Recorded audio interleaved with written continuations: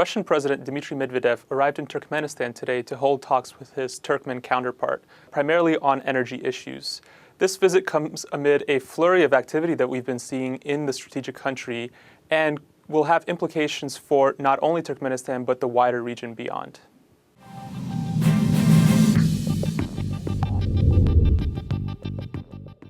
Turkmenistan is a strategic country, and it's located in the region of Central Asia, which is a remote region but holds importance for several reasons.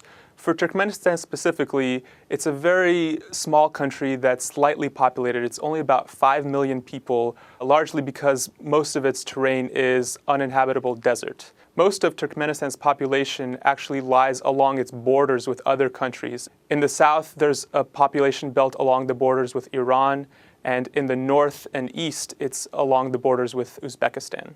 Because the population in Turkmenistan is so small and the country is surrounded by larger and more powerful states, the country is largely closed off to any sort of foreign presence or influence, and it's ruled with a strong hand in terms of its security apparatus. But Turkmenistan does bring the attention of a lot of outside powers primarily because of its energy wealth. It's very rich in natural gas, and because the population of Turkmenistan is so small, it's able to export a lot of that natural gas. It produced about 75 billion cubic meters over the past few years, and over 50 billion cubic meters have been available for export to other countries.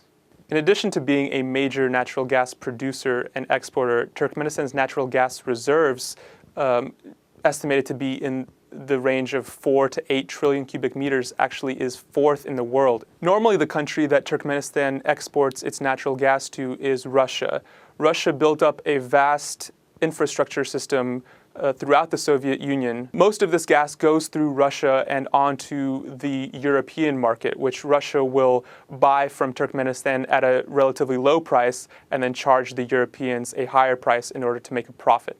But Russia's imports of Turkmenistan's supplies has decreased considerably over the past couple of years, largely because Russia simply didn't need Turkmenistan's gas. It faced a natural gas glut of its own, and the Europeans no longer needed as much of this natural gas because their industrial production fell. Because Turkmenistan relies so much on these natural gas exports for its government budget revenues, they immediately started looking for other markets to send this natural gas simply as a matter of economic survival, including a large pipeline to China and a smaller one to Iran.